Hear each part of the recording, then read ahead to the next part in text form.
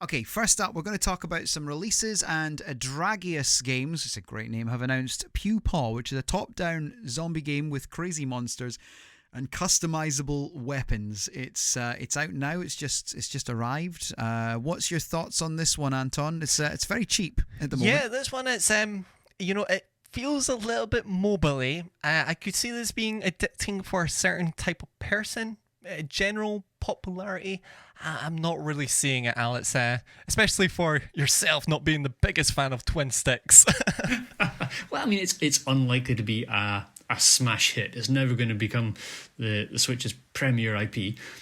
I'm sure it's probably fine, twin sticky. It's comedic, it's amusing, it's got a fun name, although I'm really upset it's not just called Pew Pew, because I wanted it to be called Pew Pew. But Pew Paw works as a dog running behind you while you shoot stuff.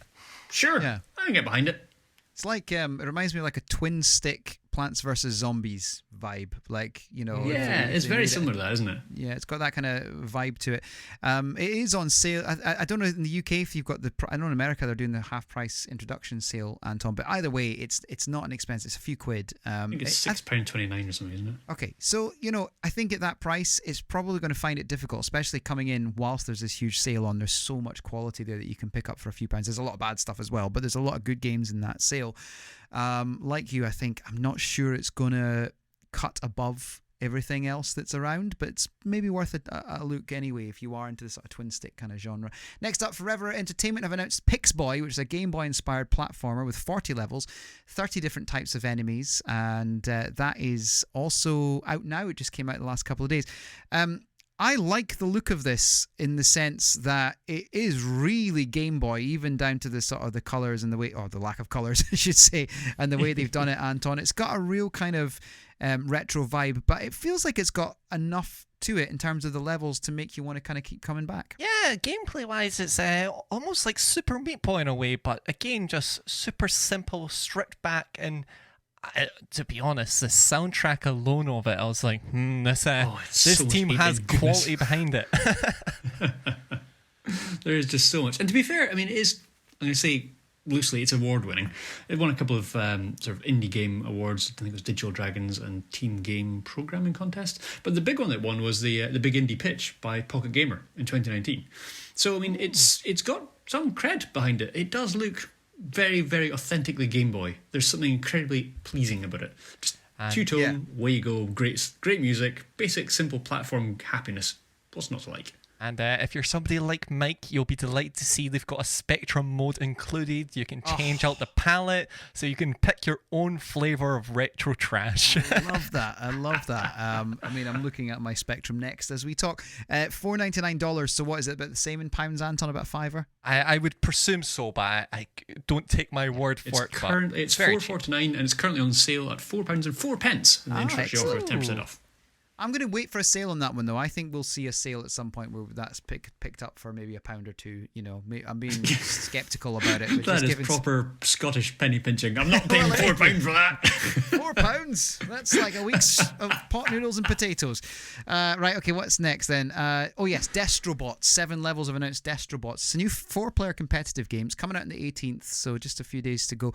Alistair, there's something about this that's got me interested. Partly, I really like the environment. It's got some really nice environments in it. The ship, there's like a pirate ship. You've got like a sort of a toy room by the looks of it. There's a garden. There's all sorts of things.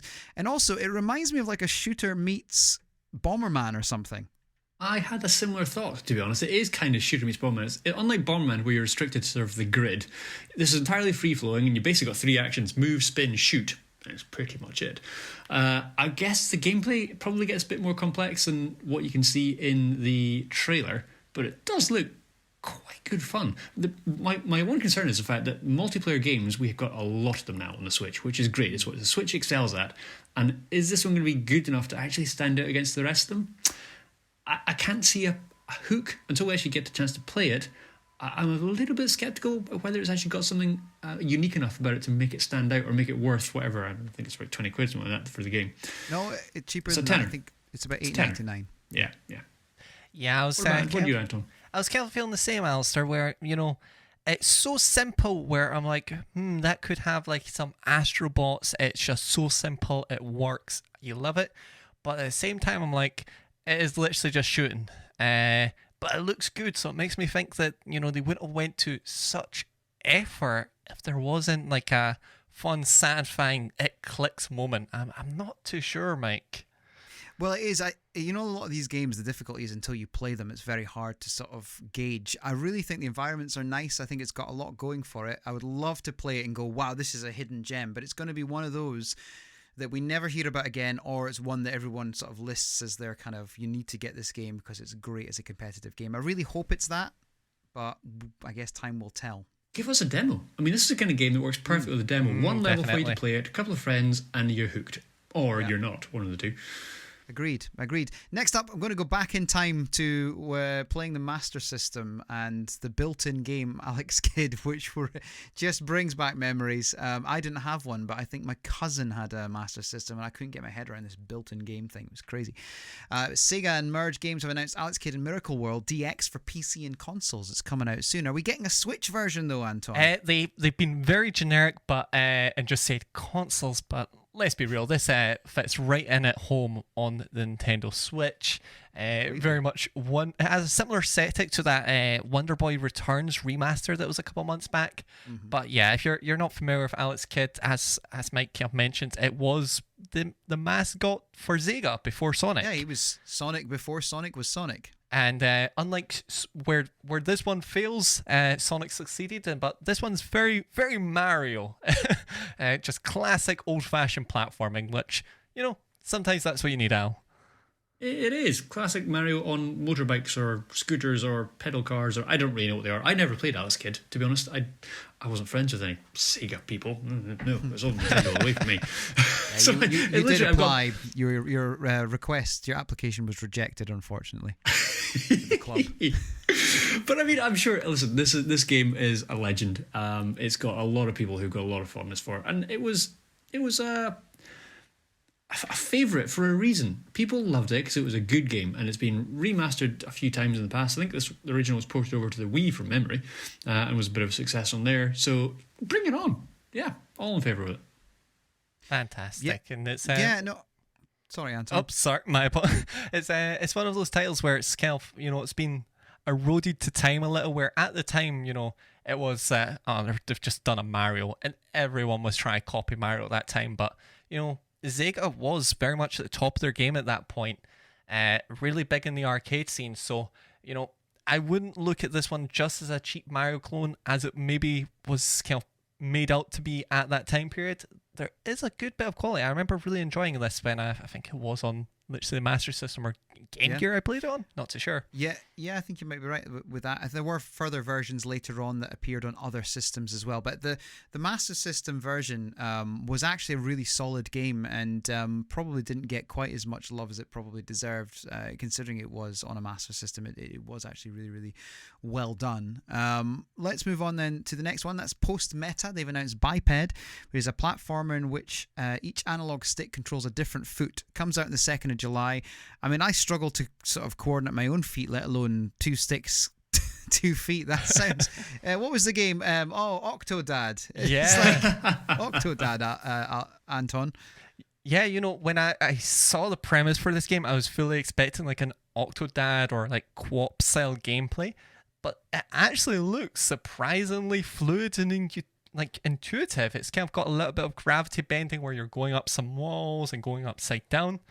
I'm really liking the feel of this one, and it's platforming, doing something new, which for a genre so old is quite hard, and we don't get it as often as we really should. Well, that is very true. I mean, it's already out, I think, on PS4 and PC, so people can technically play it, and the reviews are out, and it does pretty well. People are very happy with it. We're getting it on the 2nd of July, I think it is. And it looks adorable. It's got a very nice kind of cartoony art style, but yeah, I can see trying to use 2 sticks would be difficult. And actually, I was reading an interview with the developer who's saying that the reason it took a bit longer to get onto Switch is because it's designed to use dual stick. But if you're using a Joy-Con on its side, you've only got 1 stick. So they had to kind of tweak the control system to work with the 4 buttons, because the whole premise of the game is you don't use buttons, you just use 2 sticks and that's it. So, I mean, fascinating, and I'd love to see how it ends up working on the Switch with this quasi kind of cobbled together analog stick using 4 buttons. Hopefully it works really well. Yeah, I hope it works well. It sounds like a nightmare to me, to be honest. Sounds like a nightmare to me as well, to be honest. Like, But just play it on it's your a own cool instead. Yeah, it's a cool idea. It is a cool idea. I'm going to watch that one with interest from a safe distance, I think.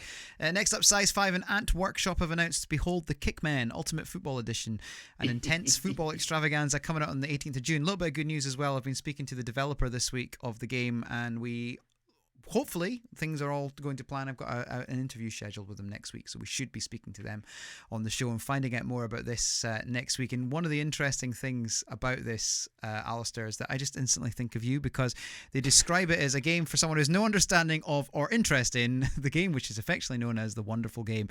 Start at the bottom of the big boring football spreadsheet and grind your way up to become the best at the football anyone's ever seen. I mean, it literally is a football game for me. It is brilliant. I think the whole concept of this game started on Twitter, I think, where there was a conversation with this guy who's going, oh, football's stupid, and so he went off and made a football game, which turned out to be one of the best football games ever made. Oh my God.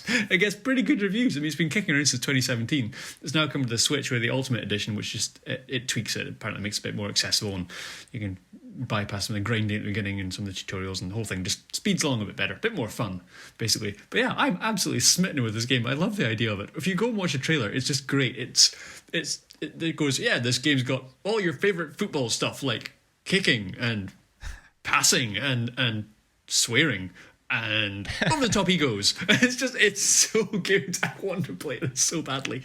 Yeah, I think that what came to mind for me is, this is to football what Sonic Spinball was to pinball. It's kind of pinball, but it's really Sonic.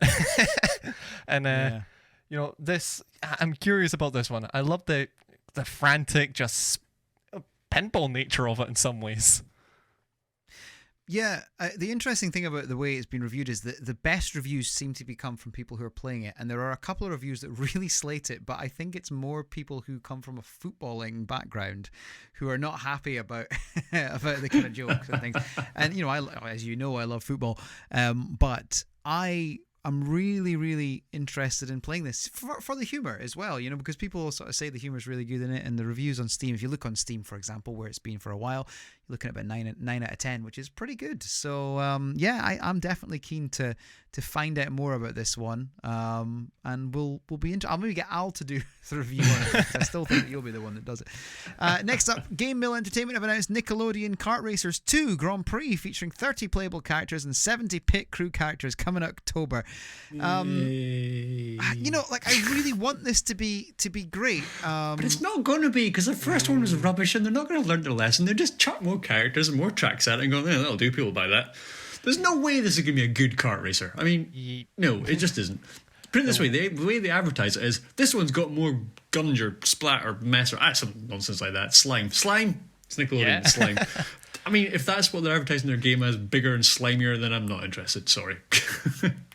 I mean, it's got the turtles in it. That's the only reason I liked the idea of the first one, and it was so bad. Even that's as much as I love the Ninja Turtles, they're on the wall behind me, in case anyone hasn't clocked, by the way. I love the Turtles. I'm still not buying this game.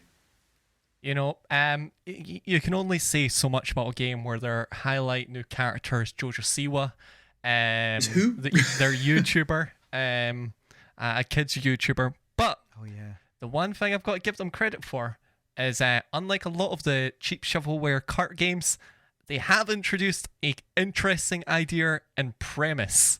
The pit crew mechanic, the idea of how to assemble a pit crew in an arcade racer, is something I've never seen before. Don't think it'll be good, but it's an idea. And it's a good way to shovel in some extra characters in a kind of where we don't have the time or money to actually add them way, which is something. I really hope we're not getting an interview with these developers. Yes, next week we are. No, we haven't got that one yet.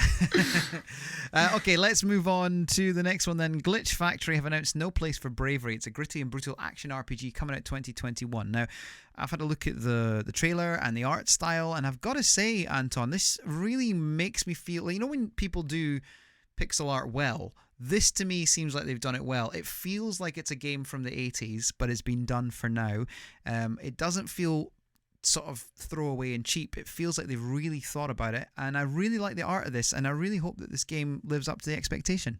Absolutely. I was kind of taken aback by how, yet for a top-down pixel-based RPG, how cinematic it felt. It felt like it almost reminded me of Lost Planet or something like that, where it just had that larger-than-life element, and then just the brutality of it. It kind of, that's the hard thing with RPGs, is you're kind of a little bit separated from the action and the kind of impact of what you're doing. This one feels really involved, which, I don't know, it felt something a little bit fresh, Al. I just haven't felt this way about an RPG in a while. It's interesting, and I think this comes down entirely to personal preference, because when I watched this, I can appreciate the art style is really good. I really don't feel it. That's the best way I can describe it. I don't feel it. There's something about it that's a bit cold or uncomfortable. It doesn't sit well with me. It's kind of got beautiful backgrounds, and the characters are kind of well drawn, but because they're in just little pixels, they don't look cartoony, they don't look real, they just look a little bit odd. I'm sure, listen, the story I'm sure will be great, because it's a story-driven RPG. It's going to be fantastic. The gameplay is great. There's so much gore. It's amazing. There's so much gore. But it's not something that I'm interested in, because there's something about the art style is just putting me off. Well, it's interesting, because that same thing that's putting you off is the bit that's making me go, oh, that's cool, that's interesting. That's different, and I totally get it. It isn't your stand. You have to go and look at this. Go and look up No Place for Bravery and have a look at the trailer, because I think that get you the best idea as to what we're talking about here. It is 8-bit, but it is uncomfortable is a really good way to describe it, actually, because it does feel slightly different. But definitely one worth looking out for. 2021, it's coming. I think that might do quite well. Okay, next up. I can never say this word. Proletariat have announced Spellbreaker, an epic fantasy action spellcasting game where players fight to become an all-powerful battle mage. And it's free to play. Anytime I hear mage, magic. I just think of Dungeons and Dragons. I find it funny, that was like my exact thought, Alistair. It has, it's just big Fortnite. You've got a little bit of Dragon Ball Z flying through the air nonsense. Like, I love that flying through the air, just it's over the top. There's bits where you're gliding and then there's fireballs coming down. It does look interesting. To give it its due, it looks interesting. There's a lot of different moves and a whole kind of random stuff is going on. Watching the trailer, I haven't got a clue how you do any of that, because it all looks hideously complicated, but it probably isn't. I suspect it might do quite well. It's interesting, because I watched the trailer and I thought, oh, that's just Fortnite with magic. And then I read, I think it was a Nintendo Life's article, and their opening line was something like, this might look like Fortnite with magic. It pretty much is. It's quite nice to have a new free-to-play game where I'm not worried about getting sniped across the map. So, that is something. Yeah, there's got Zelda elements as well, though. There's got little kind of moments there where when there's one bit in the trailer where he's running across the bridge and he's got his shield up, and I'm like, oh yeah, that looks familiar and but different. But no, I think this looks all right. And often with the free to play ones, they are actually quite well put together. It's just a case of whether it translates and people get on there and it becomes a thing. But yeah, I'm interested to see where this goes. I'm not holding my breath for it being the most popular, but being free to play, you just never know. It'll find an audience. Yeah. Next up, Raw Fury have announced West of Dead. It's a Western-inspired top-down shooter. It's coming on the 5th of August. West of Dead. Anton, what's your thoughts on this game? Yeah, this game looked pretty good in my eyes. It had like a fairly solid art style. The gameplay looks fun. It kind of has a slight West of Loathing motifs, but a little bit darker and grittier, which I'm all for, as evidenced by my stance on No Place for Bravery. And this one I'm curious about, but I'm not too sure what's getting me through the door, but I'm wanting to peek my eyes behind the door and see what's through the cracks. Am I right in saying Ron Perlman's in this game? Yes. That is so weird. I mean, I just think of Ron Perlman. I always think of the Ron Perlman and the Cat lookalike pictures. Yeah, I mean, it looks quite good quality. It's quite noir in the style as well, quite dark. But I like it. Cool. It's like ghostly noir. Well, it's like, I mean, basically the main character is Ghost Rider. There's no other description for him. He is Ghost Rider. Flaming skull on top of a man's body with a great big shotgun shooting stuff. And the art style of this one has suckered me in from the very first second I saw this. Just it's not monotone, but it's a very flat palette of very flat kind of cell shaded top-down-ish art, kinda. I struggle to describe it, but it just looks awesome. It's actually out on Steam on June the 18th, so I'll be able to get some pretty good early ideas before it comes to Switch as to whether it's actually good or not, but it really does look cool. Yeah, it definitely looks interesting. It's funny because, again, like the last game took me in, this one I'm not so taken with. Again, even though I like some of the art style of it, I'm not instantly going, like, I haven't had the same reaction as you, Al. But I suppose that's the beauty of gaming. Anton, where do you sit with it? Which side I think of the I'm team kind of sitting on the fence where I'm like, that looks like a good game, and I'm sure people will enjoy it, but I don't think I can see my my gold coins flying out of my wallet anytime soon. Well, that's the beauty of having so many games come to the Switch. We can talk about games these days where some of us are really interested in some.